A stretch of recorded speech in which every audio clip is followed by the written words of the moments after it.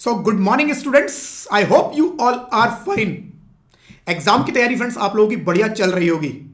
इसी तैयारी को फ्रेंड्स आगे बढ़ाने के लिए, आप लोगों का इसी तैयारी में सपोर्ट करने के लिए अपने चैनल पर फ्री इनकम टैक्स की क्लासेस में कंडक्ट करता रहता हूं। फ्री फ्रेंड्स वीडियोस पब्लिश करता रहता हूं जिसके अंदर इनकम टैक्स से रिलेटेड डिफरेंट टॉपिक्स में कवर करता हूं। फ्रेंड्स अगर आप सीए इंटर, सीएस या सीएमए कर रहे हैं तो अगर आप चाहते हैं कि वो सारे वीडियोस, वो सारी क्लासेस, लाइव क्लासेस के नोटिफिकेशन आप लोगों तक टाइम से पहुंचे तो फ्रेंड्स इस चैनल को सब्सक्राइब जरूर कर दीजिएगा, नोटिफिकेशन बेल पे क्लिक जरूर कीजिएगा सो दैट फ्यूचर के सारे वीडियोस, फ्यूचर की सारी लाइव क्लासेस के नोटिफिकेशन भी आप लोगों तक टाइम से पहुंच पाए।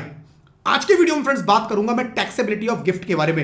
एक क्विक रिवीजन लेंगे फ्रेंड्स टैक्सेबिलिटी ऑफ गिफ्ट का, so that with in few minutes आप लोग पूरे चैप्टर को इजीली रिवाइज कर पाए। फ्रेंड्स इस वीडियो में पूरी प्रेजेंटेशन तो मैं दूंगा ही, साथ में फ्रेंड्स इस पूरी प्रेजेंटेशन का एक पीडीएफ भी मैंने क्रिएट किया है जिसको आप रेफर कर सकते हैं बाद में अपने रेफरेंस के लिए, क्विक रिवीजन के लिए। और आप चाहते हैं कि फ्रेंड्स अगर वो पीडीएफ आप लोगों तक पहुंचे तो उसके लिए फ्रेंड्स एक छोटा सा आप लोगों को काम करना है। और ये छोटा सा काम इसलिए नहीं करना फ्रेंड्स कि आपको पीडीएफ मिले, पीडीएफ तो आपको मिले, साथ में फ्यूचर के और जो वीडियोस आएंगे उनके भी नोटिफिकेशन आप लोगों तक पहुंचे, उनकी इंफॉर्मेशन भी आप लोगों तक टाइम से पहुंचे सो दैट उसका बेनिफिट भी आप लोग उठा पाए। तो उस पीडीएफ के लिए आपको सिंपल सा एक काम करना है, चैनल को सब्सक्राइब करना है, नोटिफिकेशन बेल पे क्लिक करना है और कमेंट में अपना ईमेल आईडी प्रोवाइड करना है। विद इन 24 आवर्स फ्रेंड्स आपके ईमेल आईडी पे जो आप कमेंट में लिखेंगे उस पर मेरी टीम आपको इस पूरी प्रेजेंटेशन का पीडीएफ आपको भेज देगी। और इस पीडीएफ की हेल्प से फ्रेंड्स इजीली आप पूरे चैप्टर को with in few minutes revise कर सकते हैं। तो चलिए फ्रेंड्स अपनी वीडियो स्टार्ट करते हैं। Taxability of gift friends, taxability of gift क्या है? एक पर्सन ने दूसरे पर्सन को, ए ने बी को गिफ्ट दिया, तो हम लोग बात करेंगे फ्रेंड्स बी के बारे में जो रिसीवर ऑफ गिफ्ट है। तो टैक्सेबिलिटी किसके हाथ में होगी? रिसीवर ऑफ गिफ्ट, बी के हाथ में। जो गिफ्ट दे रहा है, मेरे इस एग्जांपल में ए, उस पर कोई इंपैक्ट नहीं आएगा। तो इस पूरे डिस्कशन में हम लोग बी, रिसीवर ऑफ गिफ्ट के बारे में बात करने वाले हैं। तो taxability of gift friends, gift received by any person are taxable under income from other sources. Income from other sources में गिफ्ट टैक्सेबल होगा। तीन तरह से फ्रेंड्स मुझे गिफ्ट मिल सकता है, gift of sum of money, gift of specified property. Specified property कौन सी, आगे बात करेंगे इसके अंदर।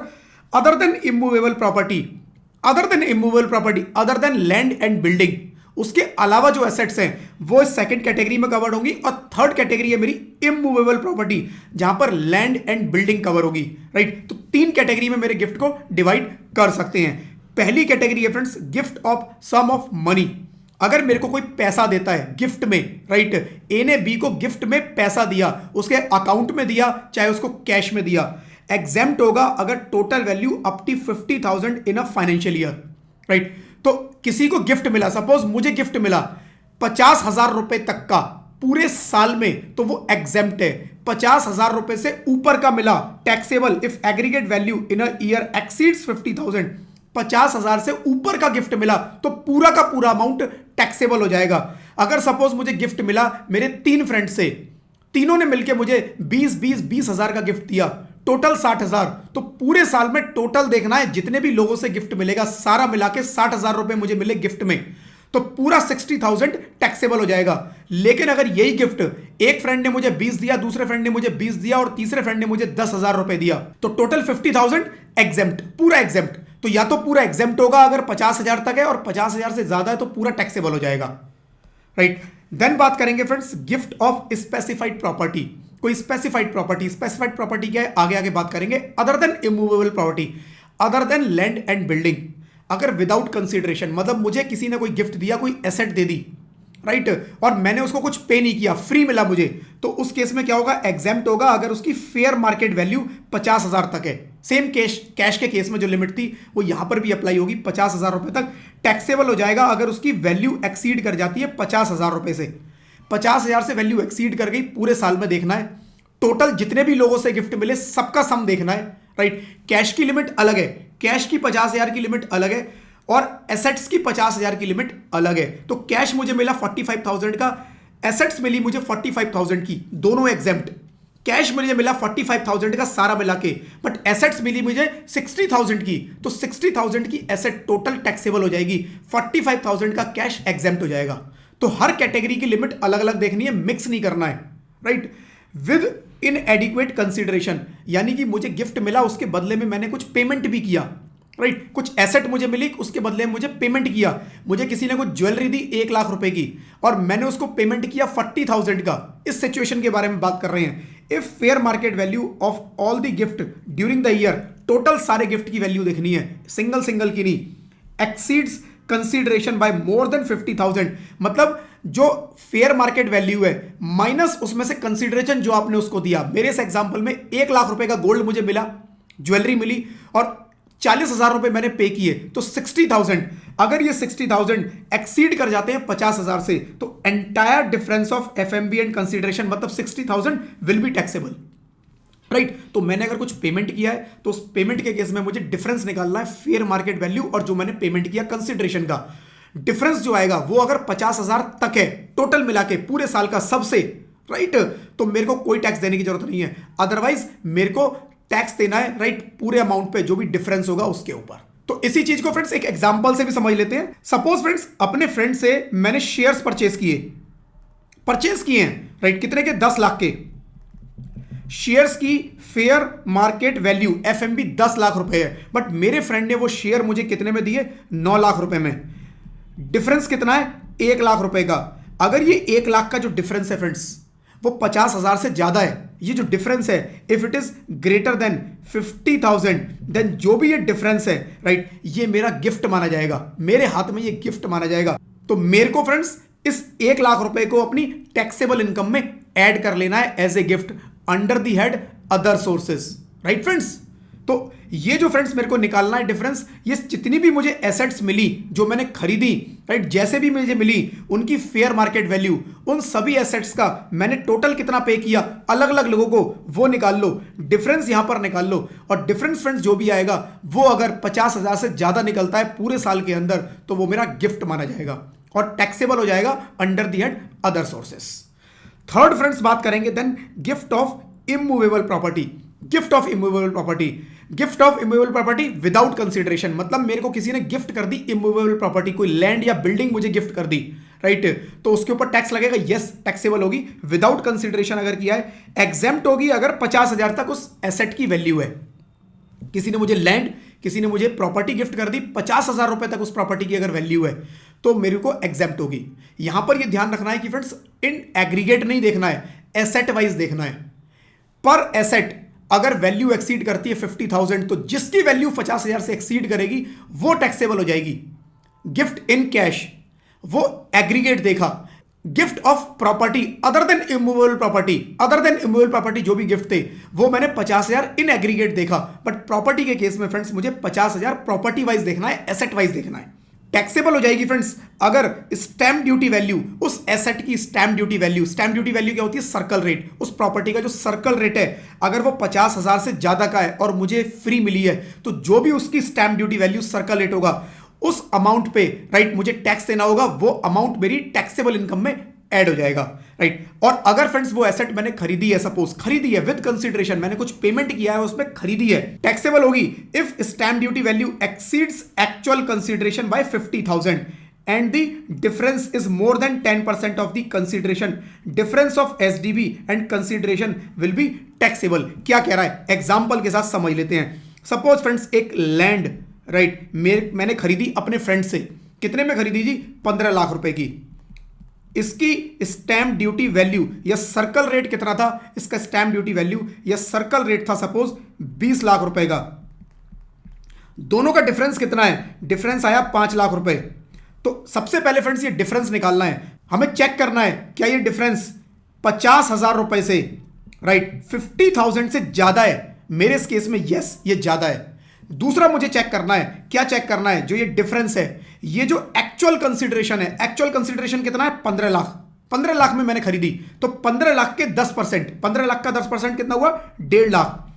क्या ये डिफरेंस एक्चुअल कंसीडरेशन के 10% से ज्यादा है, यस ज्यादा है। ये 5 लाख रुपए इस 1.5 लाख यानी कि 15 लाख के 10% से भी ज्यादा है, 50,000 से भी ज्यादा है। अगर इससे भी ज्यादा है और इससे भी ज्यादा है, दोनों से ज्यादा है, तो फ्रेंड्स ये जो डिफरेंस है ये टैक्सेबल इनकम बन जाएगा, मेरी income under the other sources में जाके ऐड हो जाएगा एज ए गिफ्ट। राइट। एक दूसरा एग्जांपल ले लेते हैं। सपोज फ्रेंड्स यहां पर मैंने लैंड परचेज की, कितने की, 15 लाख रुपए की। इसकी स्टैंप ड्यूटी वैल्यू 16 लाख रुपए है, राइट। डिफरेंस कितने का है, 1 लाख रुपए का। चेक करेंगे क्या ये 1 लाख रुपए 50,000 रुपए से ज्यादा है? यस, 50,000 से ज्यादा है। बट क्या ये 1 लाख रुपए, क्या ये 1 लाख रुपए इस 15 लाख के 10% से ज्यादा है?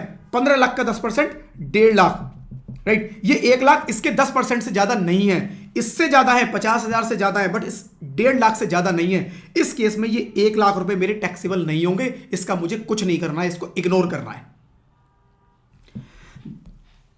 देन फ्रेंड्स बात करेंगे, अगर मान लो मैंने एग्रीमेंट किया, राइट, कोई प्रॉपर्टी परचेस करने के लिए, वो डिफरेंट डेट पे किया, किसी पुरानी डेट पे किया, बट रजिस्ट्रेशन मेरा डिफरेंट डेट पे हो रहा है। एग्रीमेंट मैंने सपोज किया 1 जनवरी 2017 को, बट मेरी रजिस्ट्री हो रही है कब? 1 जनवरी 2025 को। 1 जनवरी 25 को मेरी रजिस्ट्री हो रही है। तो क्वेश्चन यहां पर आता है स्टैंप ड्यूटी वैल्यू, क्योंकि स्टैंप ड्यूटी वैल्यू इस डेट पर कुछ और होगी, इस डेट पर कुछ और होगी। तो कंपैरिजन पर्पस से स्टैंप ड्यूटी वैल्यू में कौन सी लूं, जिसको मैं एक्चुअल से कंपेयर करूंगा, फिर 50,000 और 10% वाली कंडीशन अप्लाई करूंगा। तो स्टैंप ड्यूटी वैल्यू में कौन सी लूं? स्टैंप ड्यूटी वैल्यू 1 जनवरी 17 या 1 जनवरी 25। तो यहां पर फ्रेंड्स अगर मैंने कुछ एडवांस पेमेंट किया है, लिखा है SDV on agreement date is considered if part payment is made through approved mode like account pay, cheque, draft, UPI. अगर आपने ऑनलाइन ट्रांसफर करके, राइट, पेमेंट कर दिया 1 जनवरी 17 को, कुछ एडवांस पेमेंट, सपोज आपकी डील हुई थी 50 लाख रुपए की और आपने एडवांस पेमेंट 5 लाख रुपए का इस डेट को ऑलरेडी कर दिया, राइट। तो अगर आप एडवांस पेमेंट उस डेट पर कर चुके हैं, एग्रीमेंट की डेट पर, तो एग्रीमेंट की डेट की स्टैंप ड्यूटी वैल्यू आपको कंसीडर करनी है।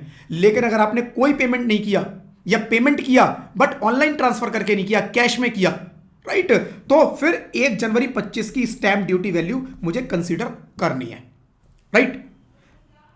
देन बात करेंगे एग्जेम्प्टेड गिफ्ट के बारे में। किस किस से मुझे गिफ्ट मिलेगा, किस सिचुएशन में गिफ्ट मिलेगा जो एग्जेम्प्ट होगा, राइट। तो ये सिचुएशन फ्रेंड्स बताई गई है जहां पर गिफ्ट मेरा एग्जेम्प्ट हो जाएगा।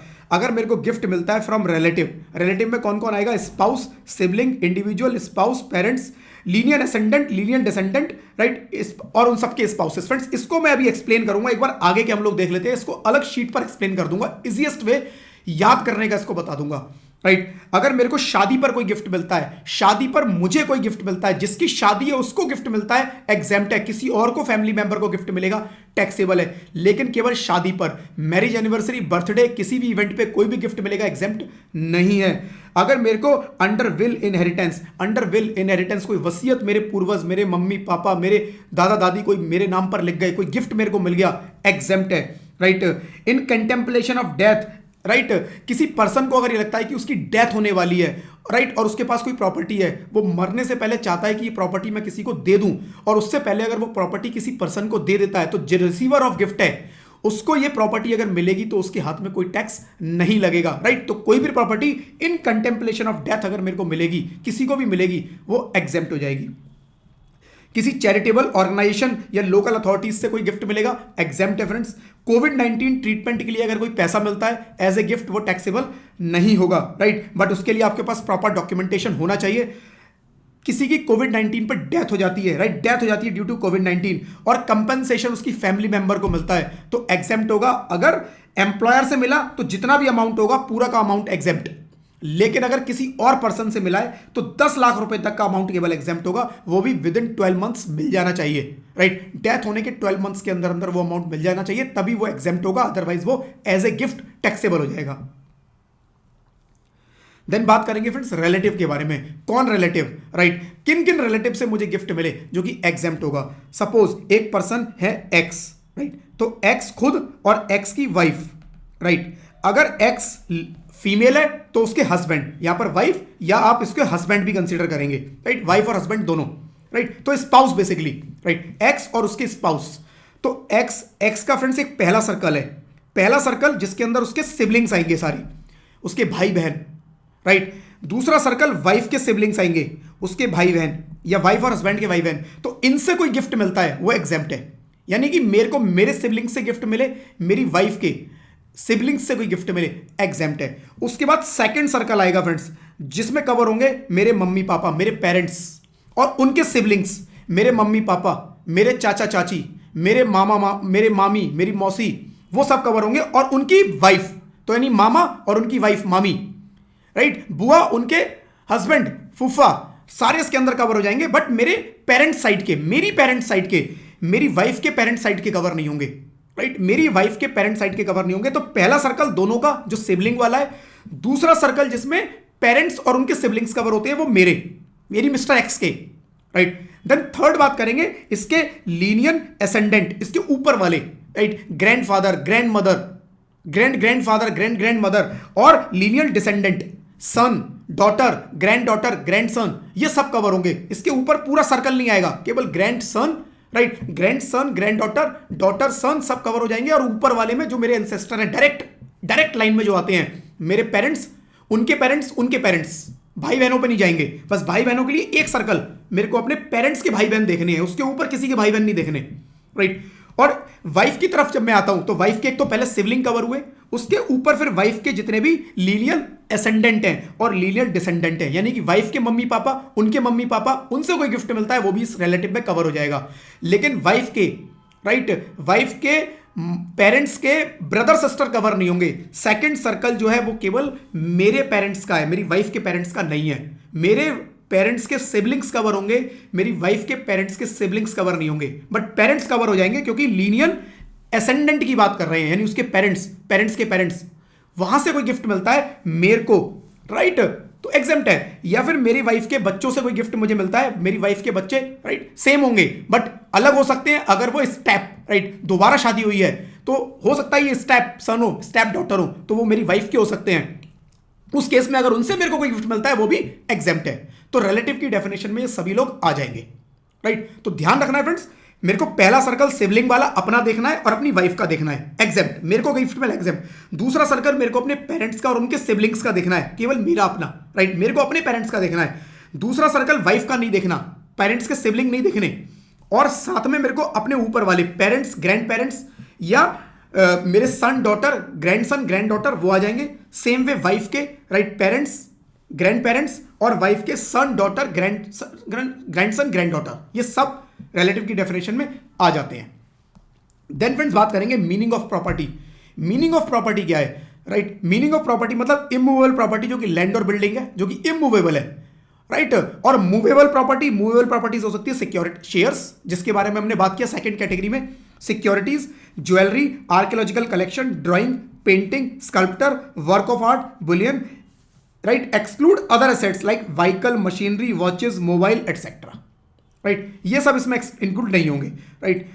Then gift to from HUF से एचयूएफ के मेंबर को कोई गिफ्ट मिला या एचयूएफ के मेंबर्स ने एचयूएफ को कोई गिफ्ट दिया, तो अगर एचयूएफ के मेंबर, राइट, कोई गिफ्ट देते हैं, gift to HUF from HUF के मेंबर एचयूएफ को कोई गिफ्ट देते हैं तो वो एग्जेम्प्ट है, कोई दिक्कत नहीं है। मेंबर एचयूएफ को गिफ्ट दे रहे हैं, कोई दिक्कत नहीं है। लेकिन अगर एचयूएफ मेंबर्स को कोई गिफ्ट देगा तो मेंबर्स के हाथ में टैक्सेबल हो जाएगा, ठीक है जी।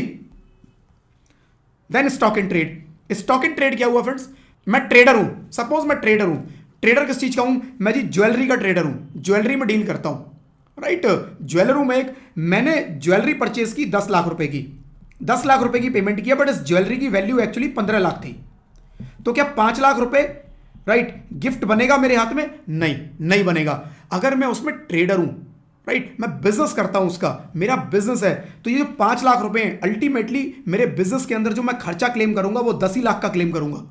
और जब मैं इसको सेल करूंगा, राइट, तो सेल और इस 10 लाख का जो डिफरेंस होगा उसके अंदर ये 5 लाख भी इंक्लूड हो जाएगा ऑटोमेटिकली, और बिजनेस में जाके टैक्सेबल हो जाएगा, राइट। इसीलिए जब भी कोई स्टॉक इन ट्रेड है, as a stock in trade में कुछ परचेज करूंगा तो वो गिफ्ट में टैक्सेबल नहीं होगा, अदर सोर्सेज में टैक्सेबल नहीं होगा, क्योंकि बाय डिफॉल्ट वो बिजनेस के अंदर टैक्सेबल होने वाला है। Then gift from employer. Employer से फ्रेंड्स मुझे कोई गिफ्ट मिलता है, अगर मुझे इन काइंड कोई गिफ्ट मिलता है तो 5,000 रुपए तक एग्जेम्प्ट है, कोई दिक्कत नहीं है, राइट। लेकिन अगर इन काइंड 5,000 से ज्यादा का गिफ्ट मिलता है तो 5,000 से ज्यादा जो वैल्यू है वो टैक्सेबल हो जाएगी।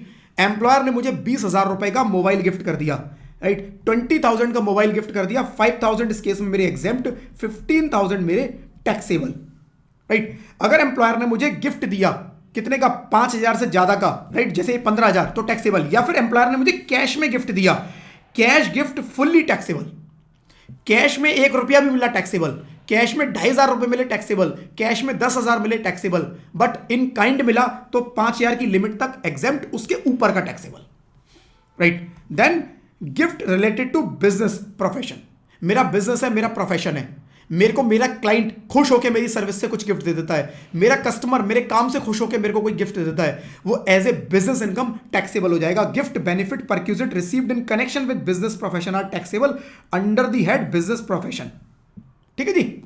देन स्कॉलरशिप फ्रेंड्स मुझे कोई मिलती है, मैं पढ़ाई में होशियार हूं, मुझे कोई स्कॉलरशिप मिली, fully exempt if receive for educational purpose, educational purpose से मुझे कोई स्कॉलरशिप मिलेगी, फुल्ली एग्जेम्प्ट है, कोई टैक्स नहीं लगाना। देन कोई अवार्ड या रिवॉर्ड मुझे मिलता है, राइट, अवार्ड रिवॉर्ड किससे मिला, मुझे गवर्नमेंट से मिला, राइट, फुल्ली एग्जेम्प्ट, गवर्नमेंट ने मुझे कोई अवार्ड रिवॉर्ड दिया, फुल्ली एग्जेम्प्ट, या प्राइवेट अवार्ड, किसी प्राइवेट इंस्टीट्यूशन ने मुझे अवार्ड दिया है, वो एग्जेम्प्ट होगा if approved by central government, central government ने अगर उस अवार्ड को अप्रूव किया हुआ है, तब वो अवार्ड जब मुझे मिलेगा तो वो फुल्ली एग्जेम्प्ट हो जाएगा, अदरवाइज उस अवार्ड की वैल्यू जो है, राइट, वो मेरी टैक्सेबल इनकम में अदर सोर्सेज में ऐड हो जाएगी और टैक्स उसके ऊपर लग जाएगा। सो फ्रेंड्स ये था एक quick revision taxability of gift का। आई होप फ्रेंड्स आप लोगों को पसंद आया होगा। सो फ्रेंड्स अगर पसंद आया तो प्लीज इस वीडियो को लाइक जरूर कीजिएगा, चैनल को सब्सक्राइब जरूर कीजिएगा, नोटिफिकेशन बेल पे क्लिक जरूर कीजिएगा, सो दैट फ्यूचर के ऐसे और वीडियोस, ऐसी और क्लासेस के या मेरे लाइव सेशन के नोटिफिकेशन आप लोगों तक सबसे पहले पहुंच पाए।